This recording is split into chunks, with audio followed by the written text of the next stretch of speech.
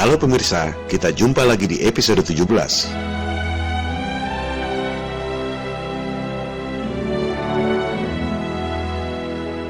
Perang adalah tragedi kemanusiaan yang sangat mengerikan. Tapi, bagi orang-orang yang berhati iblis, perang adalah bisnis yang sangat menguntungkan. Berbagai manfaat bisa dikeruk sekaligus. Perang adalah bisnis multiguna. Lewat perang, segelintir orang bisa merampas tanah dan sumber daya alam milik bangsa lain. Bisa mengatur pemerintahan yang kalah perang, termasuk hak mengedarkan uang lewat bank sentral. Perang adalah kesempatan bagi industri militer untuk mengeruk anggaran negara lewat utang, guna membeli berbagai senjata pembunuh manusia. Maka, sejarah pun mencatat perkembangan teknologi senjata pembunuh manusia dari mulai pistol, senapan, tank, kapal perang, hingga akhirnya bom atom dan bom nuklir.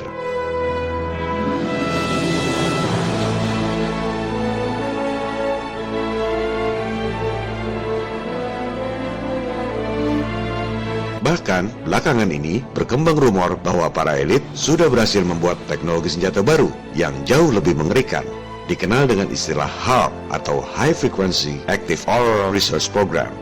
HAARP adalah terapan dari sains modifikasi cuaca atau geoengineering. Man is on a quest to play God, to control the weather and use it as a weapon. Lightning, torrential rains, hurricanes, targeted at the enemy. Some people believe that Katrina was weather warfare at its most potent. But how do we get from understanding extreme weather to making it do our bidding? Earthquake, tidal wave, those become the future of warfare.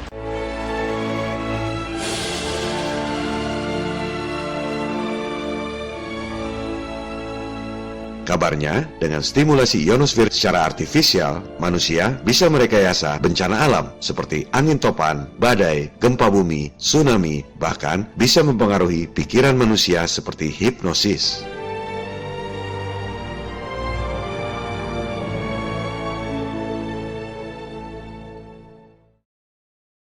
CBS This Morning contributor Michio Kaku is a physics professor at City College of New York. Professor, nice to see you. I mean, lasers, really, to change the weather? That's right. Well, as Mark Twain once famously said, everyone complains about the weather, but no one ever does anything about it. Well, instead of doing a rain dance, we physicists are firing trillion-watt lasers into the sky to actually precipitate rain clouds and actually bring down lightning bolts. This time we're bringing in the laws of physics rather than simply waving our hands and uttering mumbo-jumbo. We're actually using trillion-watt lasers now. However, for floods, for agriculture, farmers, for people planning wedding parties, football games, you name it, outdoor events and agriculture and flooding and even hurricanes, all of them could be subject to weather modification.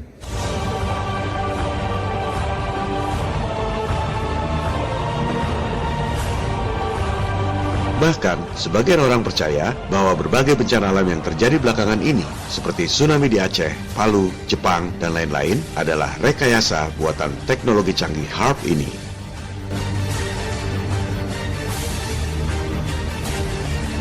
Benarkah rumor yang banyak beredar itu?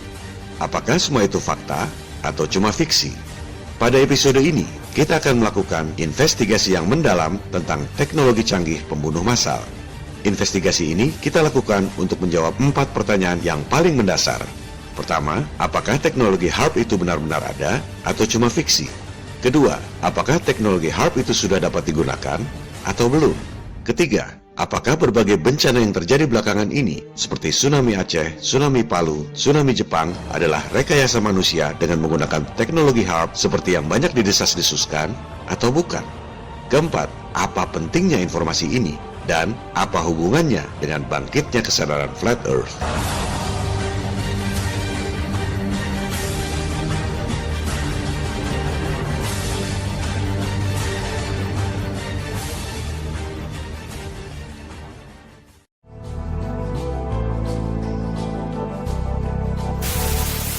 We will have an existential shock.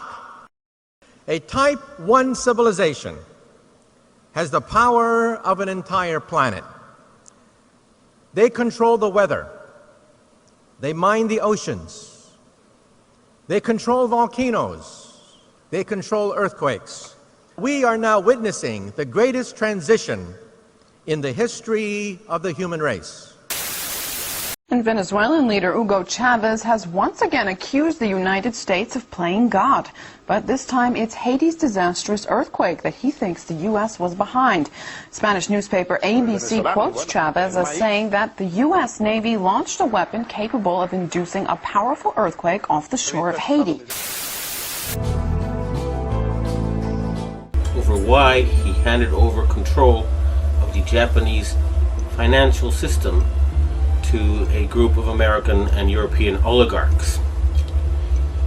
He and his envoy told me that it was because Japan had been threatened by an earthquake machine. Rumor tentang adanya teknologi yang bisa merekayasa bencana alam memang berasal dari sumber-sumber yang kredibel. Seperti yang baru saja Anda saksikan sendiri, pernyataan dari Profesor Michio Kaku, Presiden Venezuela dan Mendagri Jepang. Berbagai dokumen yang kredibel juga merujuk adanya program pengembangan teknologi senjata cuaca ini.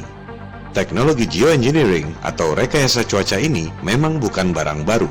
Dari tahun 1967, tercatat militer Amerika merekayasa hujan deras buatan pada Perang Vietnam untuk meredam gerilya Viet Cong. Apakah teknologi rekayasa cuaca itu kemudian dikembangkan untuk membuat senjata? Jawabannya sudah pasti dikembangkan. Militer memang kerjaannya termasuk mengembangkan teknologi persenjataan. Itu memang tugas mereka. Maka dikembangkanlah teknologi yang disebut HAARP atau High Frequency Active Auroral Research Program. Yang mendanai adalah Gabungan Angkatan Udara dan Angkatan Laut Amerika. Sudah pasti ini proyek militer. Tapi, kalau ditanya ke sumber-sumber resmi atau tanya ke pegawai yang kerja di sana, sudah pasti dibantah. Bilangnya ini proyek sains. Sebenarnya sama dengan NASA. Kalau ada potensi pengembangan teknologi angkasa luar yang bisa digunakan untuk menguasai teritori angkasa luar, sudah pasti dijadikan proyek militer. Betapa naifnya jika menganggap NASA adalah murni proyek sains.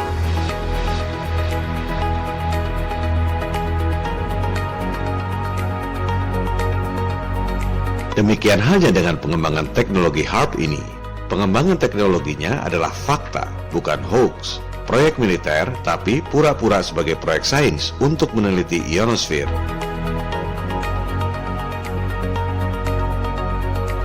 Maka teknologi HAARP dikembangkan di Arizona.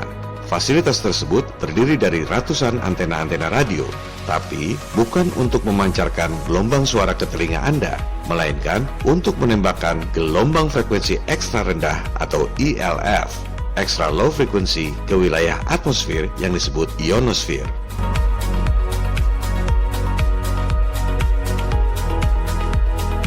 Apa akibatnya? Atmosfer menjadi panas dan mengakibatkan perubahan cuaca yang ekstrim. Kandungan air dan arah angin berubah drastis dengan kecepatan yang sangat tinggi. Akibatnya, curah hujan yang sangat deras, topan badai yang dahsyat, banjir ekstrim. ELF, pancaran gelombang ekstra rendah yang ditembakkan secara masif, juga bisa mengakibatkan gempa bumi. Ini bisa dibuktikan dengan mudah. Benda secara natural memang bereaksi terhadap gelombang frekuensi suara tertentu.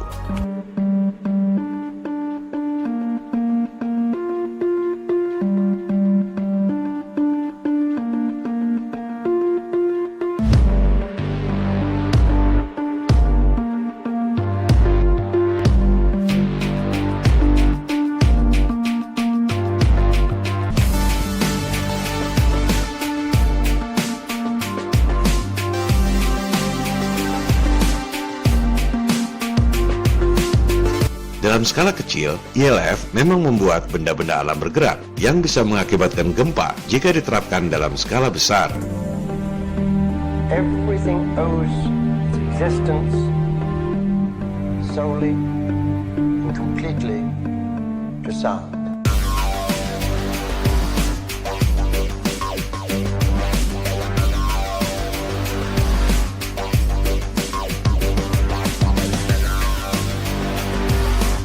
HAARP juga mengembangkan teknologi pembuatan halilintar. Ini juga merupakan potensi senjata modern. Tujuannya membuat halilintar buatan dan mengarahkannya pada musuh. Teknologi halilintar buatan ini mungkin tak asing buat sebagian pemirsa Flat Earth 101, sebab yang digunakan adalah Tesla Coil. Ya, betul sekali. Teknologi canggih modifikasi cuaca ekstrim ini, idenya berasal dari saintis super jenius yang pernah lahir di muka bumi, Nikola Tesla.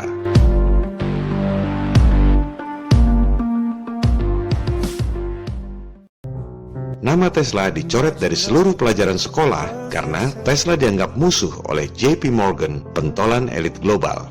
Seperti telah dijelaskan pada episode 3, JP Morgan membiayai Tesla untuk membangun menara-menara komunikasi yang Anda gunakan sampai sekarang. Tapi, bukannya membuat menara komunikasi yang memang sangat mudah bagi Tesla, sang jenius eksentrik itu justru menggunakan dana JP Morgan untuk membuat menara pembangkit listrik gratis dengan menggunakan sumber daya alam yang melimpah di alam semesta ini. Imagine all the people sharing all the world. You may say I'm a dreamer, but I'm not the only one.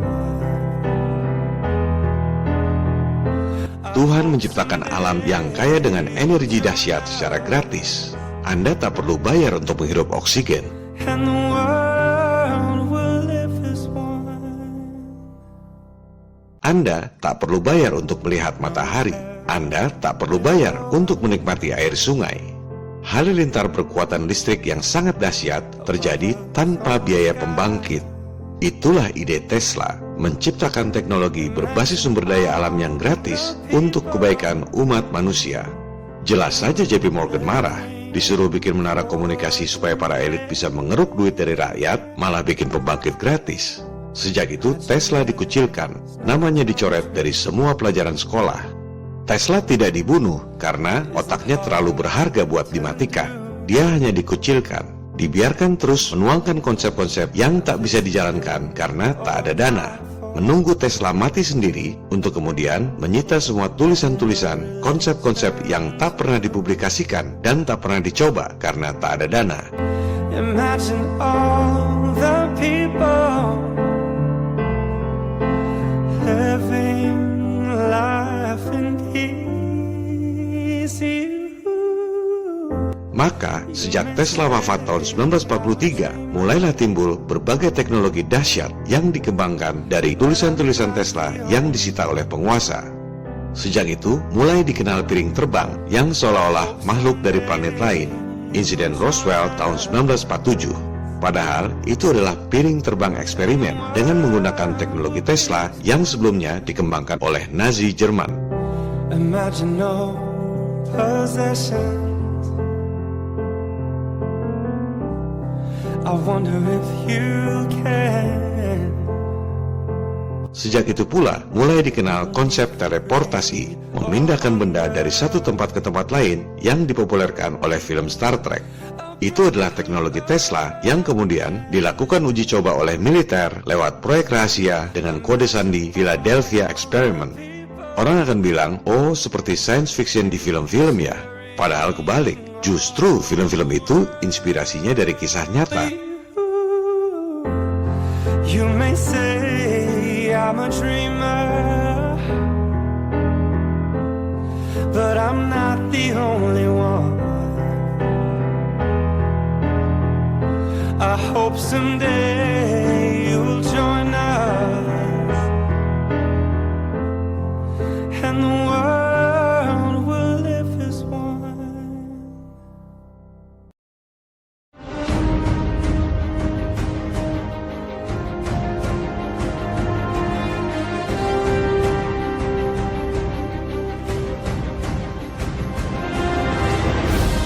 Ketika dikucilkan, Tesla menuangkan amarah terpendamnya pada para elit keuangan dengan mengembangkan teknologi Death Ray yang bisa melumpuhkan angkatan perang.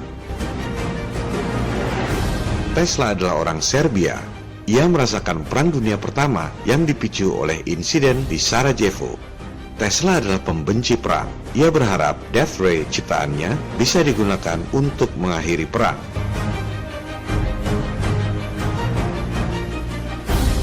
Teknologi inilah yang kemudian disita ketika Tesla wafat dan dikembangkan menjadi HAARP.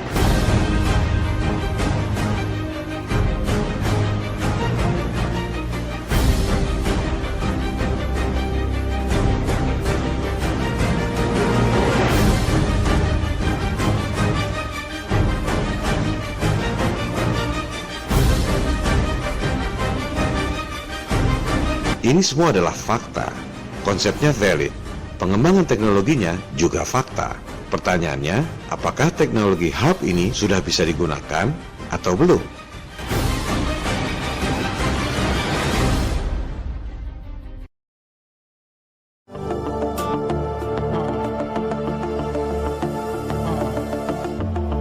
Banyak media memberitakan tentang HAARP. Bahkan disebut-sebut HAARP adalah senjata yang membuat tsunami seperti di Aceh dan Palu belakangan ini. Benarkah HAARP sudah bisa digunakan? Mari kita investigasi. Kita harus lebih spesifik. Pertama, bedakan antara modifikasi cuaca atau geoengineering dengan senjata cuaca atau weather weapons. Itu dua hal yang berbeda. Kalau modifikasi cuaca seperti bikin hujan buatan, itu sudah bisa dilakukan sejak lama. Teknologinya tidak terlalu rumit.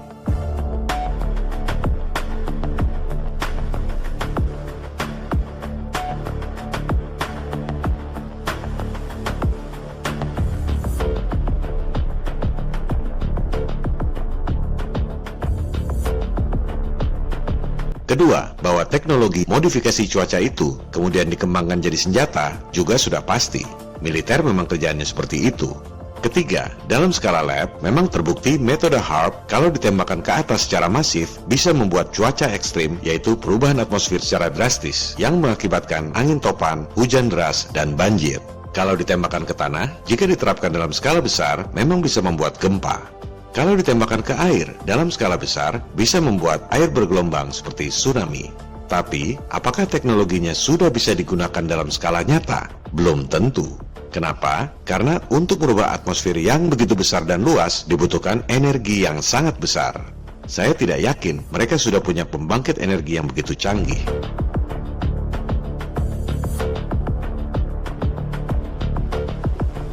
Coba simak baik-baik apa yang dikatakan oleh Profesor Michio Kaku tadi. Saya melihat ada hal prinsip yang sangat bertentangan dari pernyataan Profesor Kaku itu. We physicists are firing trillion-watt lasers into the sky to actually precipitate rain clouds and actually bring down lightning bolts. Kedengarannya keren, tapi tak sesuai dengan fakta teknologi modifikasi cuaca yang dilakukan selama ini.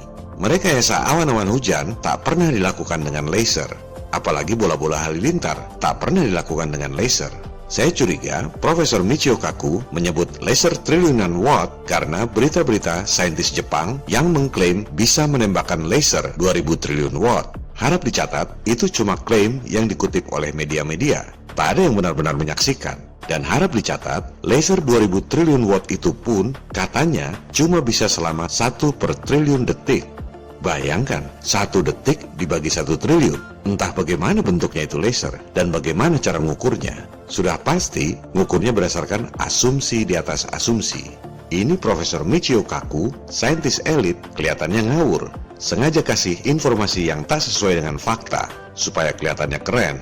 Nembak laser triliunan watt, padahal cuma bisa 1 per triliun detik. Dan bukan buat bikin hujan maupun halilintar.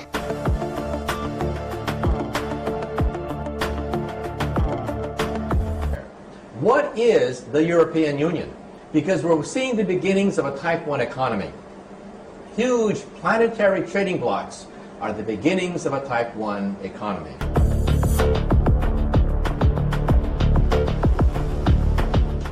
There's also going to be a Type 1 culture and a Type 1 political system as well.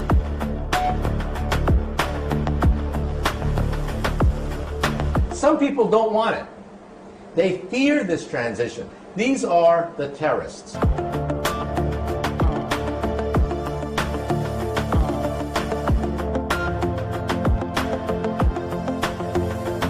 Sebaliknya, teknologi HAARP itu memodifikasi cuaca dengan gelombang suara ELF, bukan laser.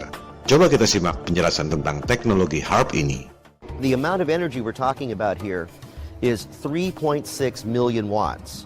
To give you an idea of what that is, the largest legal AM radio station in North America is 50,000 watts. HARP is 72,000 50,000 watt radio stations. Kedengarannya keren, 3,6 juta watt atau 3,6 megawatt. Kalau dibandingkan dengan antena radio, ya memang besar. Tapi, untuk ukuran daya yang mampu merubah kondisi atmosfer, 3,6 megawatt itu masih jauh dari triliunan watt yang dibutuhkan.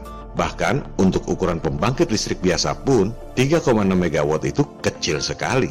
Coba kita investigasi seberapa besar daya yang mampu dihasilkan oleh pembangkit listrik yang ada di dunia saat ini. Bagi yang belum paham, daya itu ukurannya adalah watt. Coba Anda riset, berapa kekuatan pembangkit terbesar di dunia ini? Ini adalah studi yang dibuat oleh British Gas. Pembangkit listrik dengan daya terbesar di dunia adalah di Three Gorges Dam, China. Kapasitasnya 22.500 megawatt alias 22,5 triliun watt. Ini baru powerful. Sumber dayanya apa? Hydro alias air. Hanya air yang jumlahnya sedemikian banyak yang bisa membangkitkan daya sedemikian besar. Pembangkit kedua terkuat di dunia, Itaipu Dam di Brazil dan Paraguay, 14 triliun watt. Sumber dayanya apa? Air juga. Pembangkit ketiga, keempat, dan kelima terkuat di dunia, semuanya menggunakan sumber daya air. Baru pembangkit keenam terkuat di dunia yang sumber dayanya bukan air, Kashiwazaki Kariwa di Jepang. Sumber dayanya nuklir, 7,9 triliun watt.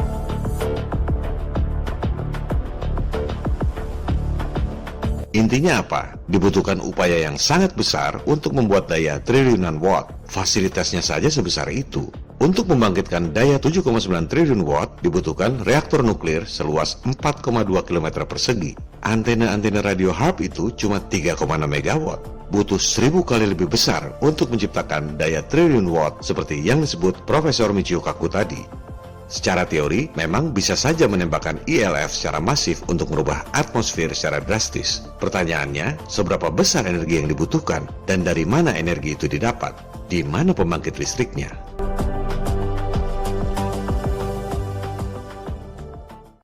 Di internet juga banyak beredar berita bahwa Amerika menyiapkan SBX-1 yang disebut-sebut merupakan senjata HARP untuk menyerang Korea Utara.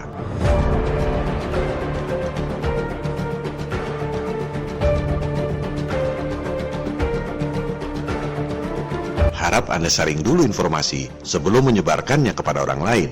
Di mana ada senjata HARP bentuknya seperti itu? Yang bentuknya seperti bola golf itu adalah radar, bukan senjata HARP. Kecuali kalau Anda sudah riset dan dapat referensi yang kredibel bahwa HARP bentuknya seperti radar golf itu, barulah Anda boleh sebarkan informasi. Juga, kalau itu HARP yang bisa dibawa-bawa mobile seperti itu, berapa watt kekuatannya dan sumber energinya apa?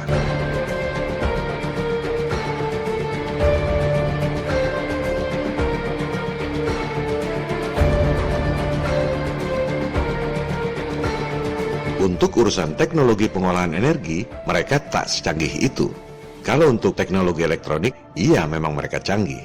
Anda bisa lihat bedanya komputer digital yang pertama tahun 1943 dibandingkan dengan komputer digital saat ini. Jauh sekali perbedaannya. Kenapa? Karena bisnis, supply and demand. Marketnya adalah penduduk yang daya belinya tidak seragam. Maka, industri berlomba-lomba membuat peralatan elektronik yang lebih canggih dengan harga yang lebih murah. Begitu pula teknologi elektronik seperti mobile phone. Betul mereka canggih. Anda lihat perbedaan mobile phone yang pertama tahun 1983 dengan smartphone di zaman sekarang. Mengapa kemajuannya pesat? Karena bisnis, supply and demand. Permintaan pasar memicu industri untuk bikin produk yang lebih canggih dan lebih murah. Teknologi elektronik seperti CGI jelas mereka sangat canggih. Kemajuannya pesat.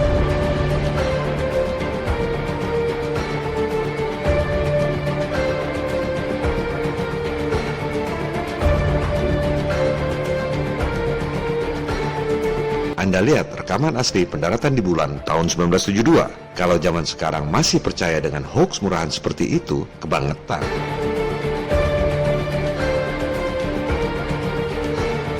Tapi, kalau teknologi roketnya seperti jalan di tempat, tak ada bedanya roket tahun 1950-an dengan roket sekarang. Tak seperti pesatnya perkembangan teknologi komputer atau mobile phone. Mengapa teknologi roket tak maju-maju? Lagi-lagi bisnis, supply and demand. Roket cuma buat terbang sebentar, setelah itu miring untuk menghindari langit yang pendek, kemudian diledakkan di tengah laut. Tinggal serpihan-serpihan yang tak ketahuan karena tak ada yang merasa kehilangan. Buat apa bikin teknologi roket yang lebih canggih? Teknologi energi juga seperti jalan di tempat. Pembangkit listrik yang dayanya paling besar tetap saja tenaga air. Nggak beda dengan Niagara Falls yang menggunakan teknologi Tesla 120 tahun yang lalu. Ironisnya, yang pertama menyebarkan informasi detail tentang cara kerja HAARP justru media-media mainstream seperti History Channel, CBS, dan lain-lain. Berikut pembuktian di lab dan animasi yang canggih. Ini bukan kerja amatiran. Juga, saintis elit seolah mengkonfirmasi teknologinya. Cukup meyakinkan bahwa HAARP sudah bisa digunakan.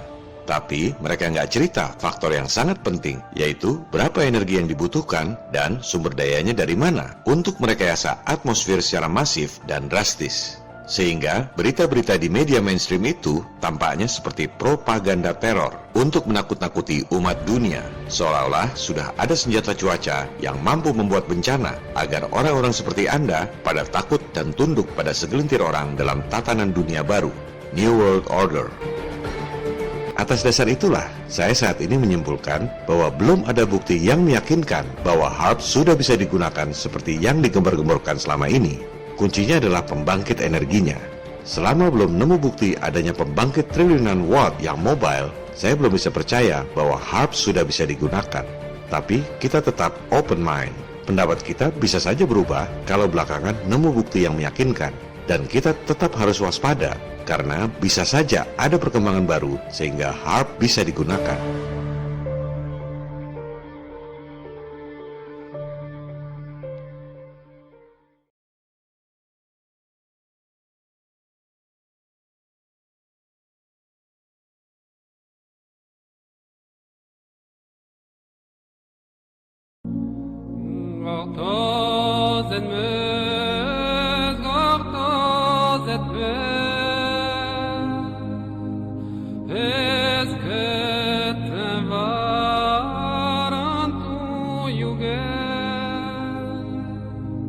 Di internet juga banyak beredar rekaman-rekaman video dan foto-foto yang menunjukkan fenomena aneh di awan sebelum terjadinya tsunami. Persepsinya itu adalah HAARP ditembakkan ke atmosfer menyebabkan awan berbentuk aneh kemudian terjadi tsunami. Tapi dalam pemahaman saya tidak begitu. Kalau mau bikin gempa, HAARP-nya ya diarahkan ke tanah, bukan ke atmosfer. Kalau mau bikin tsunami, HAARP-nya diarahkan ke laut, bukan ke atmosfer. Sebaliknya, kalau mau bikin hujan, topan badai, halilintar, barulah HAARP diarahkan ke atmosfer. Itu pun masih ada pertanyaan yang lebih mendasar. Apakah sudah ada daya listrik yang begitu besar untuk merekayasa bencana alam? Dan sumber energinya dari mana? Oleh sebab itu, saya tidak melihat fenomena aneh di angkasa itu sebagai akibat senjata HAARP untuk membuat bencana tsunami. Sebaliknya, fenomena bentuk awan yang tidak natural itu mengarah pada hal lain yang lebih nyata bahayanya, yaitu chemtrails dan Blue Beam Project.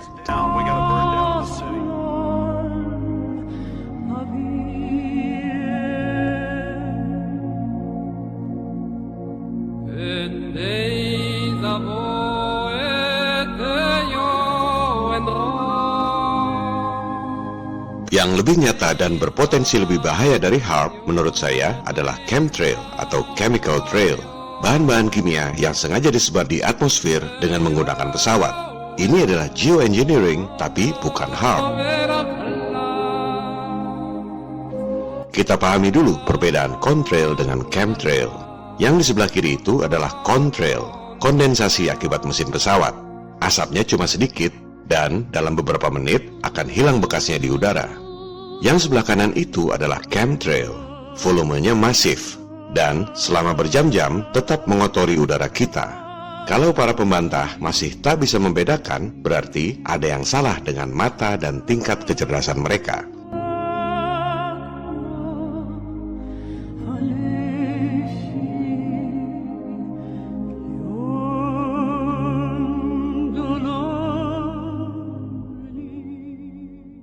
these long white lines that are left in the sky after a jet flies through the air. Is there any truth to the theory that there's chemicals that are released by the government? Absolutely not. They are very much conspiracy theories.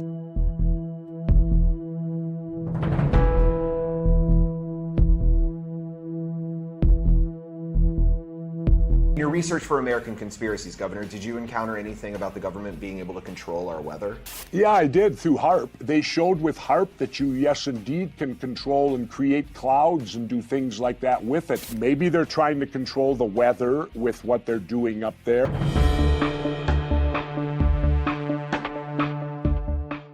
But to be poisoning us and to be putting things in the air that are ultimately going to harm us, aren't they likewise harming themselves? Jadi, mana yang benar? Chemtrail adalah normal dan tidak berbahaya seperti kata para pembantah, atau semprotan bahan-bahan kimia berbahaya seperti yang dikemukakan para pencari kebenaran? Kita langsung saja pada kesimpulannya. Pertama, penggunaan senjata kimia lewat udara bukanlah barang baru. Orang sudah melakukannya sejak Perang Dunia Pertama.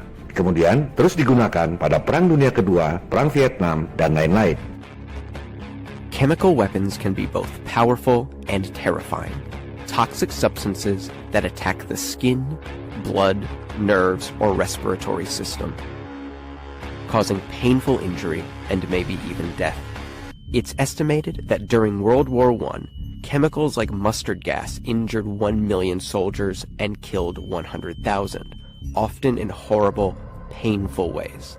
However, countries were still making the weapons, setting the stage for incidents like the US's use of Agent Orange in Vietnam in the 60s. Kedua, berdasarkan data-data rahasia yang sudah boleh dipublikasikan karena kadaluarsa atau istilahnya declassified berdasarkan Undang-Undang Kebebasan Informasi, militer Amerika terbukti meracuni rakyatnya sendiri dengan senjata kimia dari udara. This next story is so unbelievable, we didn't think it could possibly be true. But after receiving thousands of records and declassified reports from the Army, it's confirmed that during the Cold War, the United States military conducted secret tests on unsuspecting people in the city of St. Louis. These Army archive pictures show how the tests were done in Corpus Christi, Texas in the 1960s. In Texas, planes were used to drop the chemical, but in St. Louis, the Army placed chemical sprayers on buildings and station wagons. The Cold War cover story was that the Army was testing smoke screens to protect cities from a Russian attack. The truth, according to Martino Taylor, was much more sinister. By making hundreds of Freedom of Information Act requests, she uncovered once classified documents that confirmed the spraying of zinc cadmium sulfide. Ketiga, kesaksian Kristen Macon, mantan personalia Angkatan Udara Amerika, bahwa militer Amerika menyemprotkan bahan-bahan kimia berbahaya alias chemtrail lewat pesawat udara. I was in the Air Force on active duty for 9 years, and I worked in bioenvironmental engineering. I started noticing things. I started noticing large quantities on the system where I would approve chemicals. When I started asking questions, I slowly became demonized.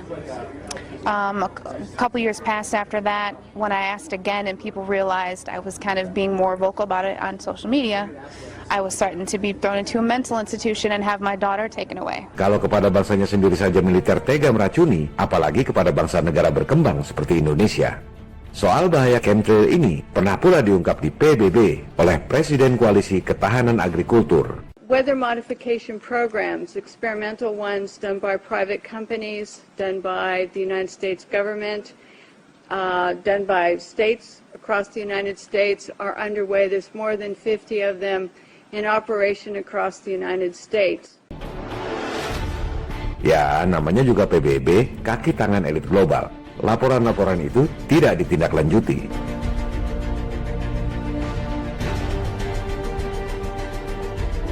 Keempat, teknologi penyebaran bahan-bahan kimia lewat udara bahkan sudah dipatenkan di Amerika. Ada banyak sekali paten tentang chemtrail.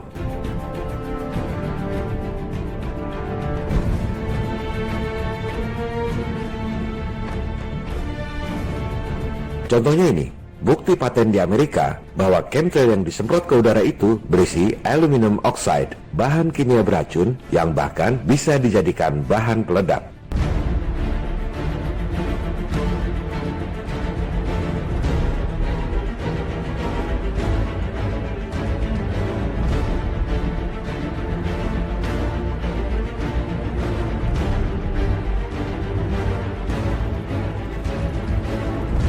kelima, penggunaan senjata kimia dari angkasa adalah bagian dari program NASA yang juga didanai oleh CIA. Which, as I understand, was mostly funded by the CIA.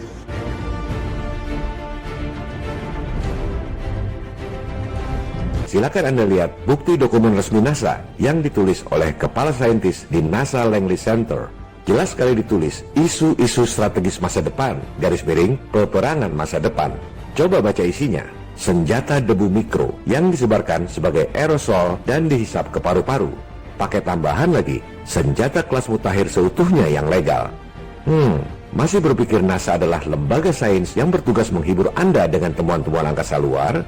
Kejahatan NASA bukan cuma nipu Anda dengan ilusi bumi bola, tapi NASA memang berencana untuk meracuni paru-paru Anda dengan senjata debu mikro yang disebar lewat aerosol.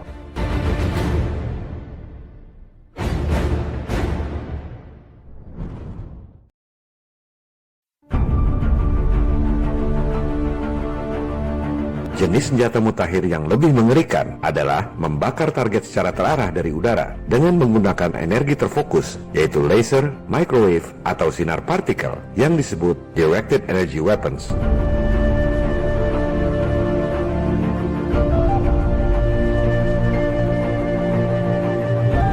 Senjata pembuat bencana HAARP masih dalam tahap eksperimen karena tak mudah memperoleh sumber energi yang sangat besar untuk membuat bencana topan, gempa, dan tsunami. Sementara, Directed Energy Weapons ini lebih mudah penerapannya, yaitu membakar dengan sinar laser, microwave, atau sinar partikel.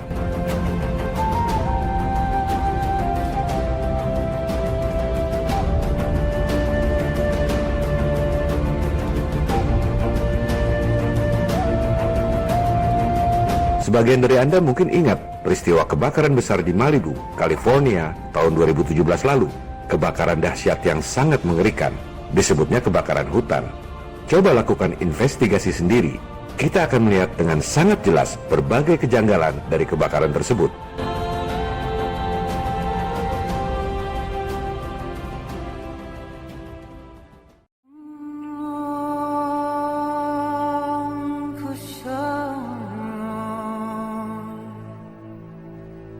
Semua rumah sirna terbakar. Beton, besi, dan baja musnah jadi abu. Tapi pohon-pohon dan rumput-rumputnya utuh. Bagaimana mungkin ini kebakaran hutan? Masihkah kita menyebut kebakaran hutan kalau hutannya justru tidak terbakar?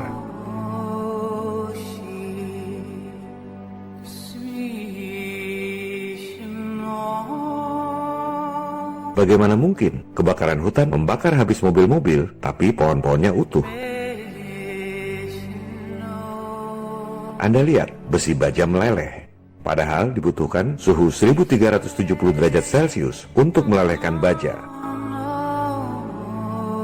Tapi pohon-pohonnya tidak terbakar. Directed Energy Weapons.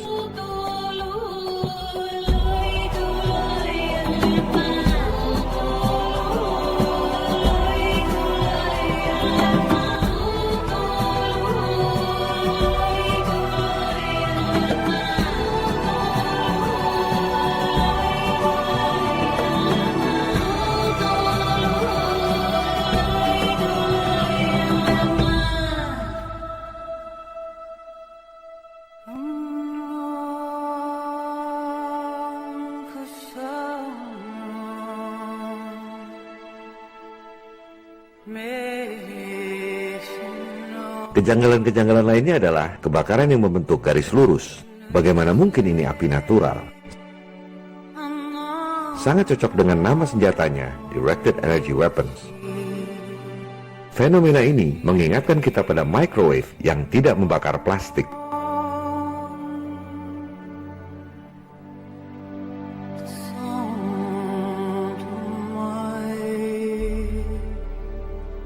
Pohon terbakar dari dalam. Bagaimana mungkin ini bisa terjadi? Sepertinya energi pembakar itu masuk menusuk ke dalam batang pohon sehingga terbakar dari dalam.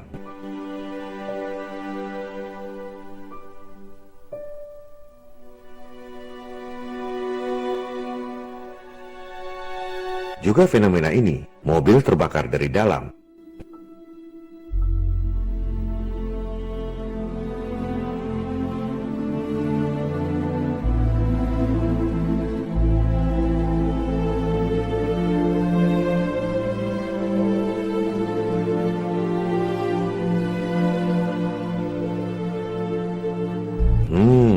kebakaran hutan, tapi melanggar hukum fisika. Belum cukupkah mereka menghina kecerdasan Anda?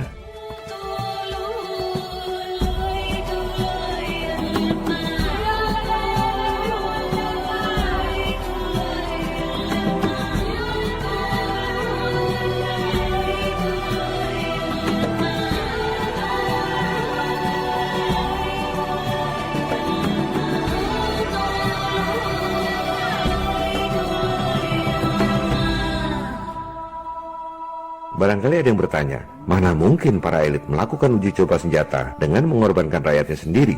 Sama seperti soal chemtrail yang dibahas tadi, mana mungkin meracuni warganya sendiri? Pertama, para elit ini adalah globalis, tidak memandang negara maupun bangsa. Yang jahat bukan Amerika, justru bangsa Amerika yang jadi korban.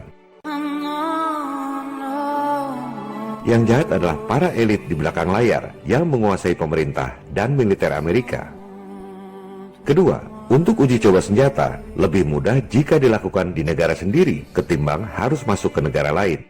Ketiga, uji coba tidak dilakukan di medan perang, justru sebelum ada perang supaya produknya laku keras pada saat ada perang.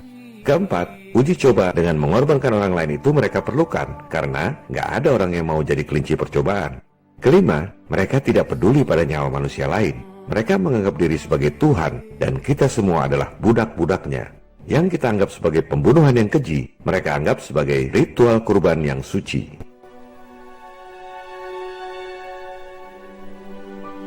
Untuk meredam bangkitnya kesadaran masyarakat, YouTube membredel channel-channel yang mengekspos kejahatan persekongkolan alias konspirasi mereka. Beberapa channel yang rajin mengekspos kejanggalan kebakaran California ini seperti A Plain Truth Channel, bukan cuma di-remove videonya, tapi sekalian di-bredel channelnya. Shit.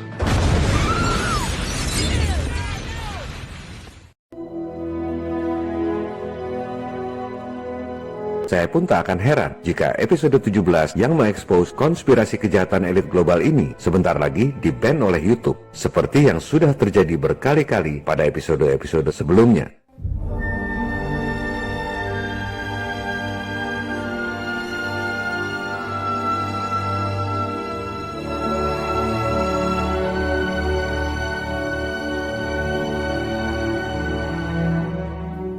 Google, YouTube, Windows, Apple, Facebook, Twitter, dan lain-lain adalah milik kelompok elit global.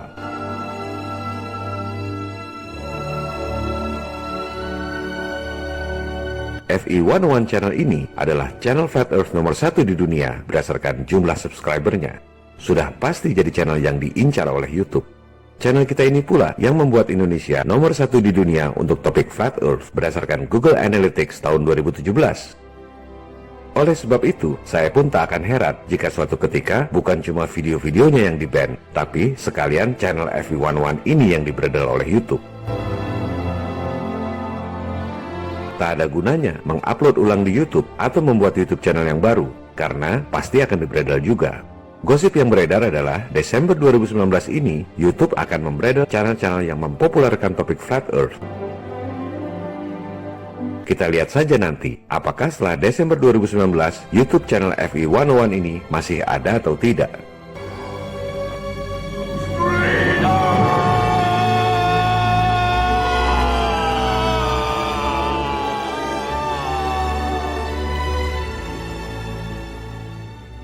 Oleh sebab itu, saya mengamankan serial video FE101 dalam sebuah situs web baru, fe101.org.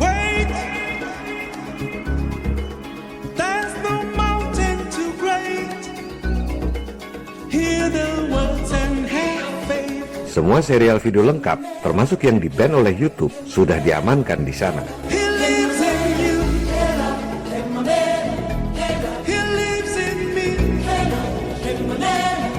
Jadi, kalau suatu ketika channel Flat Earth 101 ini dibredel oleh YouTube, silakan klik fe101.org.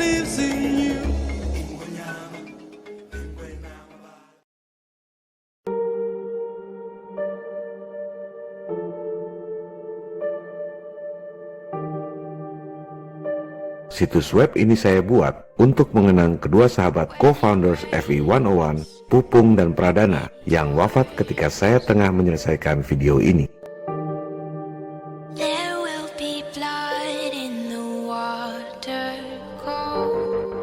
Mungkin perlu saya jelaskan sedikit tentang co-founders ini. Saya membuat serial video dan YouTube channel ini sendirian, tanpa tim. Awalnya, saya tidak terpikir untuk membentuk komunitas FI 101. Kedua sahabat inilah dan juga beberapa teman yang lain yang berperan membentuk komunitas FI 101 dengan penuh perjuangan dan tanpa pamrih. Mereka adalah founders untuk komunitas FI 101 dan co-founders FI 101 secara keseluruhan.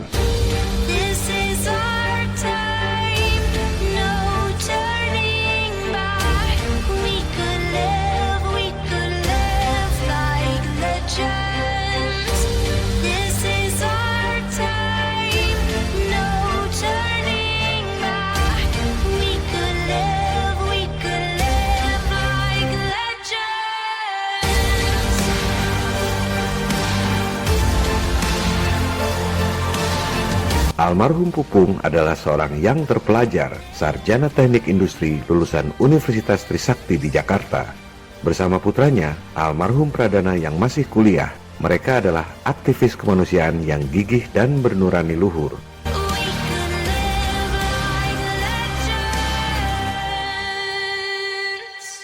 Almarhum berasal dari keluarga yang berada, namun hidupnya sangat sederhana.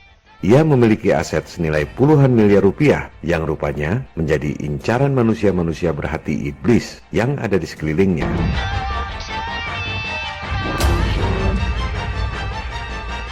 Enam jam sebelum wafat, almarhum masih mengontak saya untuk mengirim video-video demo eksperimen Flat Earth yang rencananya akan dimasukkan ke episode 17 ini.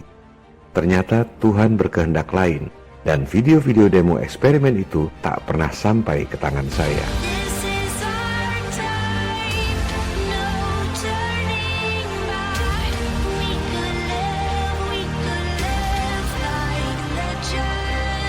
Sejujurnya, ketulusan, kejujuran, kesetiakawanan, kegigihan, serta ketabahan dalam menghadapi cobaan dan berbagai fitnah yang dimiliki oleh kedua almarhum adalah kualitas yang sangat langka saya temui.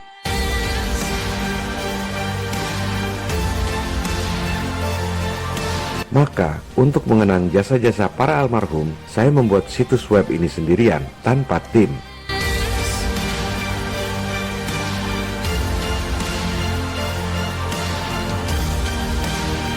Sengaja saya tidak hire profesional dan membuatnya sendiri secara personal dan sepenuh hati, karena saya ingin membuat para almarhum bangga di alam keabadian.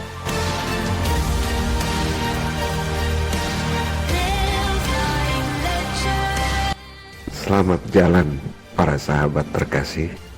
Dunia tak akan pernah sama lagi tanpa kalian.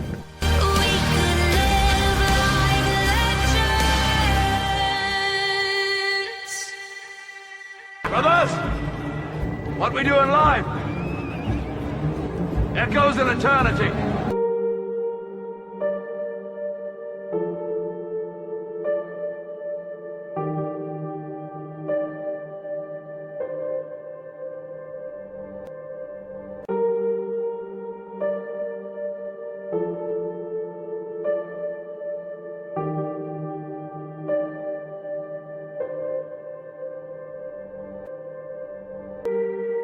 Fate falls hard on our shoulders, but legends never die.